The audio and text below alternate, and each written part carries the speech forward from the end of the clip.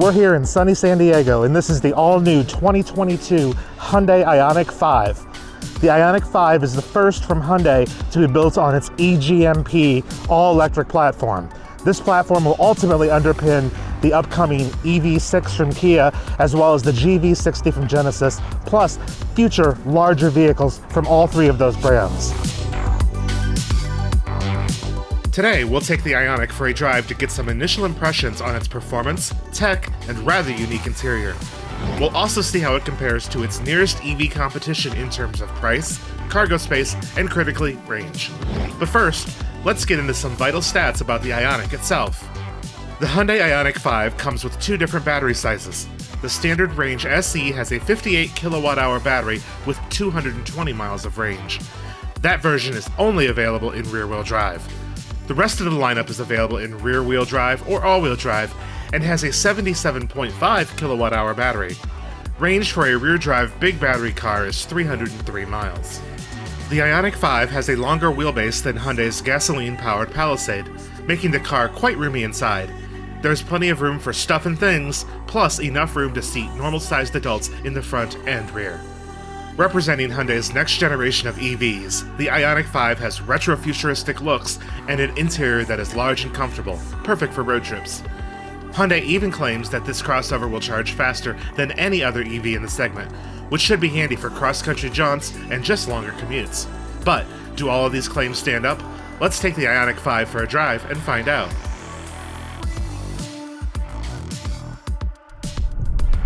All right, here we are in the all-new 2022 Hyundai Ioniq 5, and we're behind the wheel. So we're in Southern California, as I mentioned earlier, outside of San Diego. So the roads here are typically pretty solid. You're not going to experience the same sort of like frost heaves and bumps and stuff that you would get, such as back at our home base outside of Detroit or in some of the northern clients. We are in an all-wheel drive version. The all-wheel drive version of the car, in addition to having a battery heater, is also equipped with a heat pump. So in winter or in cold climates, that's the version you're probably going to want, in addition to the all-wheel drive traction. So we started off here in eco mode. Throttle response is rather muted. It's plenty. It still feels quicker than, let's say, a Nissan Sentra or a Hyundai, even like a base level sort of a Sonata. But it's trying to do its most to conserve energy. Also, while it's driving, especially in eco mode, the computer has the ability to turn off the front electric motor, just completely not use it. So that will help with achieving the range that the vehicle is stated to have. One thing that you can do when you are in either regular mode or in the eco mode that I'm in is if you press and hold the OK button, it'll actually put it into snow mode. Now, snow mode will, of course, it will ensure the front motor doesn't turn off, but it also deactivates any sort of regen that you have. So one thing that we've noticed, especially in our Tesla Model 3 tester that we have, is that if you're in some really real slippery conditions on snow, especially, you let off the accelerator, the one pedal braking, starts to brake, and it brakes quicker than traction allows, so then the car will start to slide. Because that's sort of a known thing, this car will actually disable the regen sort of automatically for you when you enable snow mode, which is clever. Otherwise, this is probably one of the modes that you're gonna probably live in. It'll default into eco mode if you turn the car off in eco mode. There's a button on the steering wheel that will then adjust it to normal. Normal gives you what you would expect throttle response. It gives you full power if you put your foot to the floor. It's the drive mode that you're probably gonna just kind of set it and forget it. Quick acceleration, steering is nice, and it's weighted pretty well. It doesn't feel, it's not as heavy as, let's say, a Tesla Sport setting or some other cars' a sport setting, but it's also not artificially light. There is no real steering feedback. I mean, it's an electric power assisted steering, but you can feel some vibrations and imperfections in the road up into the steering wheel, so you do have a good idea of what you're driving on. It's better feedback than some other EVs that I've driven. In fact, it's better than feedback than some just normal cars that I've driven. So I'm really happy with that. And then one other button push then puts you into the sport setting. The sport setting gives you maximum attack on throttle inputs, weights the steering wheel a little bit heavier. This is sort of your canyon carving sort of setting. There are no adaptive dampers on the Ioniq 5, so there's nothing really changing in suspension or feeling wise when you enable sport setting. It's just a quicker throttle sort of input. It's still not quite an on-off switch, which some sport modes and some cars actually do just straight up, oh, this is an on switch.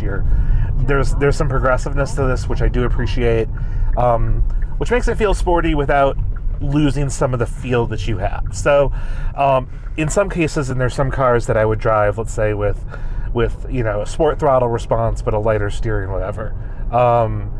sort of response. This is perfectly fine, honestly, in the sports setting, though you're not going to want to use it all the time because it is also sacrificing some of its range enhancing abilities so that you can drive quicker or to have that sporty feel.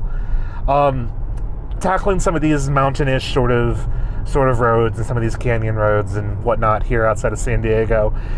Like I said, the steering feels actually pretty solid, again, for a car that's electrically assisted.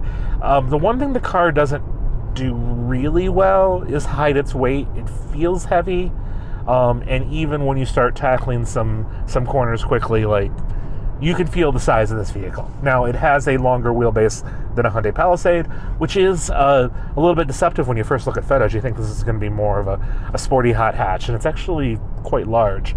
The benefits, of course, though, are a nice storage area in the back, excellent legroom in the second row, and then a whole bunch of space up front for you and your things, and all sorts of different body styles and types and whatever, and also supporting that whole relaxing front seat ottoman thing that pops out and whatever while you're charging. So, but because of that, like, there's no, it's not trying to sneakily hide its weight either.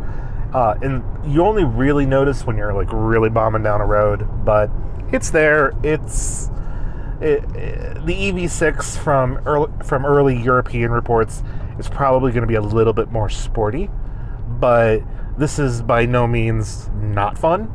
It doesn't, like I said, it doesn't hide its weight particularly well. On the plus side, though, is it's super quiet, and it's super comfortable. It handles bumps. The suspension handles bumps really well. Only the real most abrupt bumps kind of get the car to bounce a little bit. It's really planted. The rebound is configured fairly well. Again, it's not a jarring experience. So it would be something that, long highway cruising would be just probably pretty excellent in this car, actually, especially with the updated highway driving assist settings that this car has. So, to go in that a little bit of detail, you may be familiar with Hyundai's Highway Drive Assist. This is version 2 of the software. It'll eventually do things like lane change for you. So you just would be on the highway, and then you would indicate a lane change, and it would make sure that your blind spot's clear and actually execute the change for you. In a lot of ways that Navigate on Autopilot will do when in a Tesla. So it's not quite as advanced, but it's getting there. The lane change stuff is pretty cool. Also, they're using some built-in AI to learn how you drive. So if you are somebody who drives a lot with the adaptive cruise on, which most people do, and a car, and there's a bigger gap in front of the car in front of you than you're comfortable with, as you start to accelerate to get closer to that car, your Hyundai Ioniq 5 will learn. It'll be like, oh, this person wants to follow closer. So regardless of following distance, it'll make some additional adjustments beyond that. So if you're somebody who doesn't like to have a gap in front of you when the car takes off in front of you, this will accelerate quicker. So it's trying to learn how you drive and then mimic that as much as both is possible and is safe. We asked sort of low-key, like, hey, will this turn you into an a-hole if you let it? And there's limits with the software, so it's most likely not going to let you tailgate or do things like that. But we have noticed that on some adaptive cruise control systems, when the car takes off in front of you, sometimes the system's a little slow to respond. Some are better. This is going to kind of try to figure out what you prefer. On Tesla, I mean, to make that analogy back to enhanced autopilot and the navigate on autopilot, there are different sort of lane change aggressive settings, like this whole Mad Max setting. This is sort of trying to figure that stuff out on its own in combination with the distance that you set with the adaptive cruise. So the forward collision warning stuff on this new one will pick up cyclists, which is not necessarily new for the Ioniq, but is newer tech for Hyundai. So if you're in a city center or you're in a country where there's a lot of people that cycle, the AEB systems will be looking for that as well. Just some other cool things. I mean, as I'm sitting here kind of putzing along, this instrument cluster is unique. It presents the data in an interesting way. Your power and regens on the right, your speedometer's on the left, and it kind of has a gauge that kind of comes towards you and away from you. I don't know how particularly useful it is, but it is a cool way to present the info. Nice big navigation screen. Hyundai's latest software is excellent. The system's easy to use. Supports Android Auto and Apple CarPlay, though not wirelessly, which might be a bit of a miss in 2022, 2023. But going back to some of the other EV-specific things, there is a full iPedal mode now, which is their version of one-pedal driving. Pull the left pedal back a few times, and you'll be in this one-pedal drive. We wish it was a little bit more aggressive, but it is much more aggressive than in other Hyundais that have had multiple stages of regen. Pull the right paddle, that'll adjust the regen sensitivity lower. And like I said, when you put it in snow mode, turns it all the way off. Also, the satellite navigation system is presented up onto the HUD, up onto the heads-up display, and it also supports augmented reality. So it will show you sort of where the churn is on the heads-up display, what lane you kind of need to be in, and present it in a way that should make it more easier to navigate through busy areas and less likely to miss a turn. Seems to work all right. So we haven't really tested it on like a busy multi-lane highway, but it works as described on some of these rural highways that we've been on. It's nice in here. I mean, it really is quiet in here.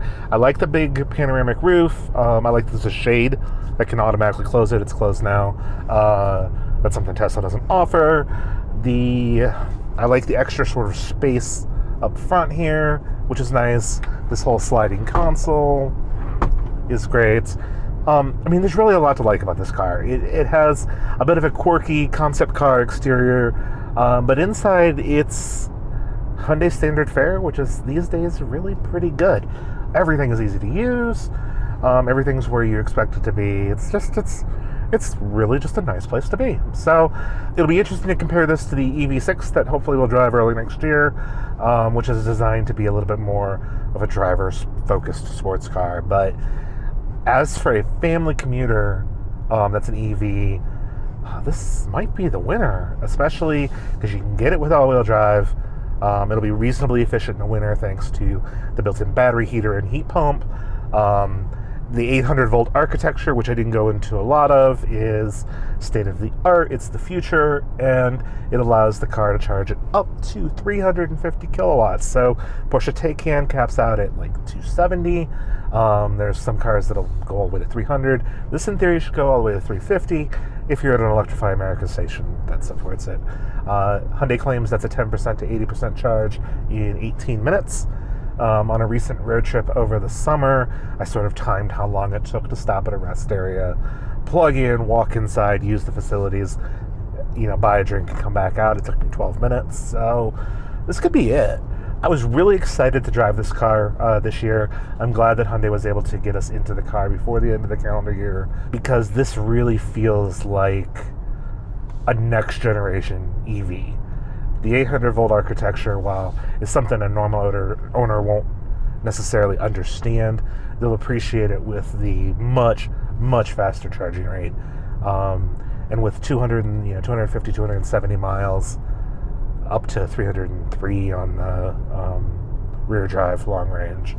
Like, that's real world mileage, and you're not charging forever when you need to plug in. So could this be a road trip car? Could this be like one of the first real proper road trip EVs that a family could afford to buy?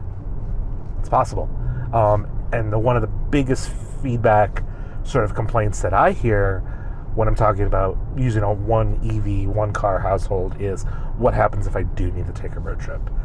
Most people don't, but there's always buy for the what if. This could answer that what if question. So I'm really excited that this is coming out. I'll be really excited to get it back home and test it there, take a road trip in it, see how well it performs after multiple DC fast charging. But it really feels like a winner, and it's a real contender for not just probably EV of the year, but maybe even an overall car of the year. So kudos to Hyundai on this. It's a nice ride.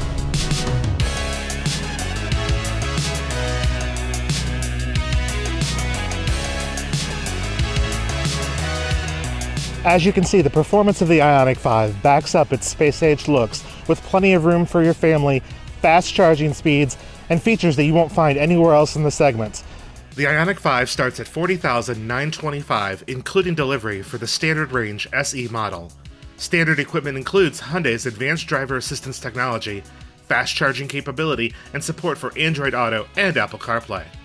The cheapest all-wheel drive Ioniq is $48,375 and includes a heat pump for the climate control and a battery heater for improved cold weather efficiency. Our fully loaded test model rings in at $55,725. Here's how the Ioniq stacks up against its nearest competitors. That top-end sticker is less expensive than the starting price for a Tesla Model Y at $60,190. Meanwhile, the entry-level price of the Ioniq 5 significantly undercuts the Mustang Mach-E's $44,995 starting price, and it even beats out the Volkswagen ID4's $41,190 bare-bones pricing. Next, let's examine cargo capacity in these crossovers when their rear seats are folded. The Ioniq 5 has 59.3 cubic feet of storage, while Ford's Mach-E has 59.7 cubes. The ID4 beats them both with 64.2 cubic feet of cargo space. Though, the Tesla is the ultimate winner here with 68 even. It should be noted that the Ioniq, Mustang, and Model Y all have front trunks to further expand cargo capacity. Even here, Hyundai's frunk brings up the rear, so to speak, with just enough space for the included portable charger. Finally, looking at range, here's how the Ioniq's maxed out configuration compares. The Mach-E tops out at 305 miles with its extended battery, rear drive setup. Volkswagen's ID4 has a maximum of 250 miles of range. Finally, if you opt for Tesla's most economic Model Y, you get a claimed 326 total miles. That's no small difference, but the Ioniq is still very competitive. The Hyundai Ioniq 5 is priced better than the competition, charges quicker than the competition, has better tech than a lot of its competition, and looks like it's straight out of the sci-fi future we were promised in the 1980s. They'll sell a bunch of these things. If you liked this video, hit that like button and subscribe to our channel. If you didn't like it, we won't know because YouTube removed the unlike button count, so there! For more information on the Ioniq 5 and a slew of new EVs about to go on sale, visit our website at evpulse.com.